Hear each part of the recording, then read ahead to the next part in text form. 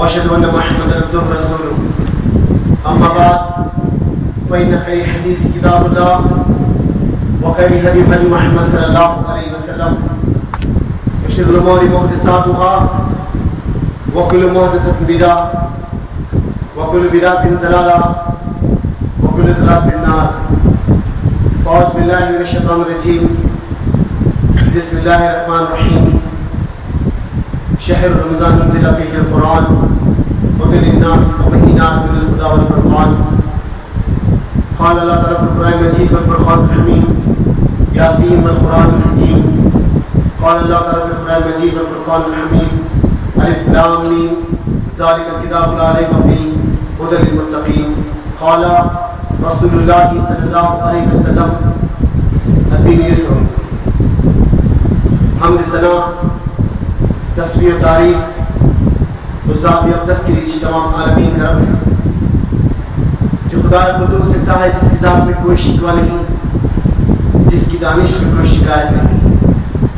اس کی ذات سب نسیان سے پاک ہے، جو دل اللہ کا ذکر کرتے زندہ رہتے ہیں اور جو دل اللہ کے ذکر سے موڑ دیتے مردہ ہو جاتے. سروری زیبا فقط ذات بحمدہ کے لیے، سروری زیبا فقط ذات بحمدہ کے لیے حکمرائے وحی باقی تمام خدا نے حاضر.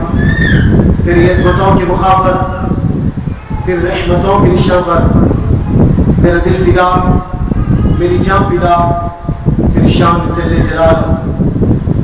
پناہ دے مجھ کو تیرے سے اپنا نہیں، پناہ دے مجھ کو تیرے سے اپنا نہیں، تیری رحمت سے بڑھ کر میرے گناہ نہیں. درود السلام میں وحی کتاب اور حکمت کے مالک پر وامنات اللہ کے لاد شفیع الامم وصحب الجود الکرم سید محمد مصطفیٰ احمد مصطفیٰ صلی اللہ علیہ وسلم. درود اس پر جس کا تذکرہ عبادت، درود اس پر جس کی زندگی رحمت رحمت ہے. سلام اس پر جس کی سنباروں نے گواہی دی، سلام اس پر جس کی چانداروں نے گواہی دی کہ جدو نے محمد سے وفات ہم تیرے، کہ جدو نے محمد سے وفات ہم تیرے، یہ جہاں چیز ہے کیا لا بخل تیری. آپ کا نام میرے لیے عنوان حیات، آپ کا ذکر عبادت کے سوا کچھ نہیں. عزیزان ملت، نوجوان ساتھیوں، بس پردہ سما، بس پردہ سننے والی اس ملت کی غیر ماں اور بہن، یہ اللہ کا کرم ہے کہ میں آپ آج صحیح و سالم ایک تندرست جسم لے کر اس ماہ سیام کے آخری ایام کی پہلی رات میں جمع ہے. اس مسرت کے ساتھ، اس خوشی کے ساتھ کہ آج ہم وہ پہلی تاخرات میں اس رات کو، اس قدر کو تلاش کرنے کے لیے جمع ہوئے. سب سے پہلے میں اور آپ اللہ کا شکر بجا لائے کہ اس خالق، اس مولا نے، اس فرما روا نے مجھے اور آپ کو انسان بنایا. ورنہ میں اور آپ اللہ کا کیا کر سکتے تھے اگر اللہ آپ کو اور مجھے انسان کی جگہ جانور بنا دیتا؟ ورنہ میں اور آپ اللہ کا کیا کر سکتے تھے؟ اللہ مجھے اور آپ کو انسان کی جگہ جانور بنا دیتا. تو گویا یہ کرم ہے اللہ کا کہ اللہ نے مجھے اور آپ کو انسان بنایا. یہ عظیم نعمت ہے. اس کے بعد کروڑا عظیم نعمت ہے اس کی کہ اللہ انسان بنا کر ایمان والا بنایا. ورنہ میں اور آپ اللہ کا کیا کر سکتے تھے؟ اللہ انسانی بنا کے حنود بنا دیتا، یہودی بنا دیتا، نصرانی بنا دیتا، قادیانی بنا دیتا، کسی اور ذات، کسی اور قوم میں، کسی اور قبیلے میں پیدا کر دیتا. تو میں اور آپ اللہ کا کیا کر سکتے تھے؟ تو گویا یہ اس کا کرم ہے کہ اللہ رب العزت نے مجھے آپ کو انسان بنا کر ایمان والا بنایا. اور یہ جو ایمان جس کو دین کہتے ہیں، اس زمین کی عظیم ترین نعمت کا نام ہے. ہم زمین پر فقیر سہی، خلاص سہی، غریب سہی، لاچار سہی، مجبور سہی، لیکن ایمان ہے تو اس زمین کے سب سے بڑے ریچ مین ہے، سب سے بڑے تمنگر ہیں.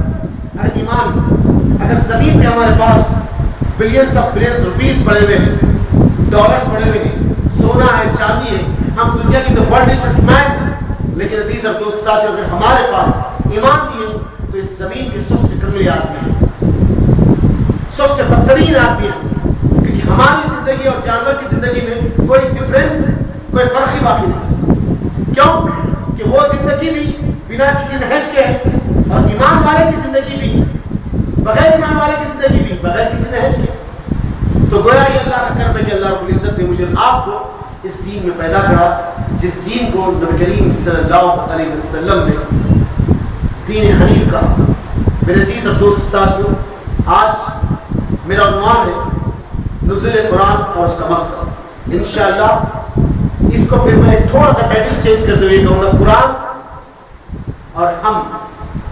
انشاءاللہ تعالی یہ جو ٹاپک آج آپ کے سامنے بیان کی جائے گی، کہ یہاں سے اور 2 جگہ مجھے جانا ہے، ابھی 2 جگہ بیان ہو گیا ہے، ابھی یہ تیسری جگہ اور 2 جگہ آواز بھی تھوڑا سا ساتھ نہیں دے رہی، لیکن انشاءاللہ تعالی آپ کے سامنے عنوان کا جو حق ہے وہ ادا ضرور کریں گے انشاءاللہ. اللہ مجھے بولنے کی توفیق عطا کرے اور آپ اللہ سننے کی صلاحیت پیدا کرے. آپ کے دل و دماغ کو کھول دے اللہ تعالیٰ اس کتاب کے عنوان کو سماعت فرمانے کے.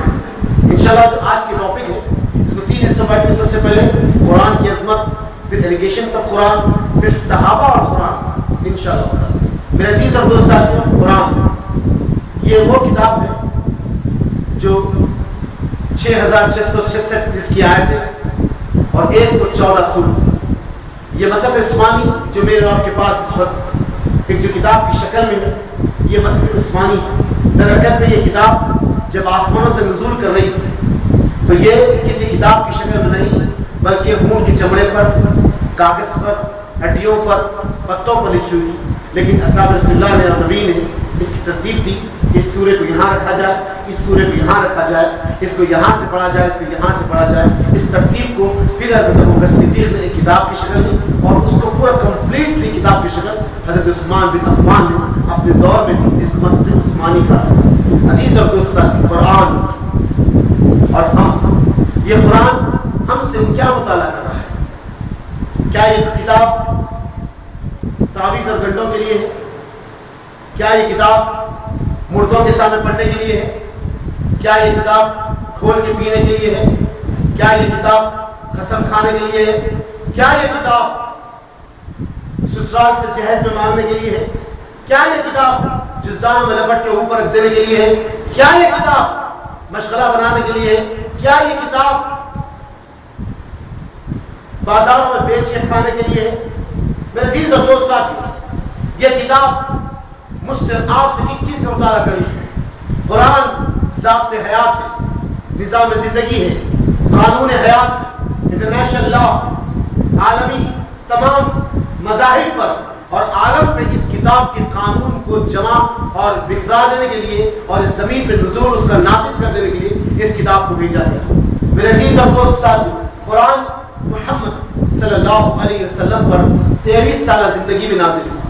جو آج میں اور آپ جس رات میں جاگ رہے، یہی وہ مبارک راتیں ہیں جہاں اللہ آسمان سے یہ آخری ایویڈنس، یہ آخری قوانین اس آخری نبی محمد رسول اللہ صلی اللہ علیہ وسلم کی خلق اثر پر نازل کیا. اللہ کے رسول صلی اللہ علیہ وسلم جس کی عمر 40 سال 6 مہینے 22 دن، نبی کریم صلی اللہ علیہ وسلم مکہ کے نواں میں رات اور دن آپ کی پریشانیاں بڑھتی چلی جاتی. آپ کی پہلی بیوی خدیجہ بنت خویلد، آپ کے 3 بچیاں، 2 بچے، 4 بچیاں، 2 بچے زندگی میں اللہ کے رسول صلی اللہ علیہ وسلم کے ساتھ ہے. یہی مشغلہ چلا ہے. اب راتوں میں خواب سب سے زیادہ دکھائی دیتے. اللہ کے رسول صلی اللہ علیہ وسلم جب دن کے اجالے میں اٹھتے تو آپ کے سامنے رات میں جو خواب ہوگا دن کے اجالے میں وہی چیز آپ کے سامنے دکھتی، کیونکہ اللہ کے رسول صلی اللہ علیہ وسلم پر وحی کے جو نزول کا جو ماحول ہے وہ 7 قسم کا ہے. آسمانوں سے جو وحی آتی وہ 7 قسموں کی تھی. عموماً آج ہمارے لوگوں کو وحی کی قسمیں بھی نہیں معلوم ہے. سب سے پہلے فرشتہ عام شکل میں آتا، یہ وحی کی شکل ہے. اس کے بعد فرشتہ اصلی اس کی حیت میں آتا، یہ دوسری شکل ہے. فرشتہ کسی صحابی کی شکل میں آتا، یہ اس کی تیسری شکل ہے. اور گھنٹی کی آواز میں آئی تھی، یہ اس کی چوتھی شکل ہے. اللہ براس بات کرتا یہ اس کی شکل ہے، اور کان میں اللہ تعالیٰ کہتا یہ اس کی شکل ہے، اور چلتے چلتے لے کے رک جاتے یہ اس کی شکل. تو گویا یہ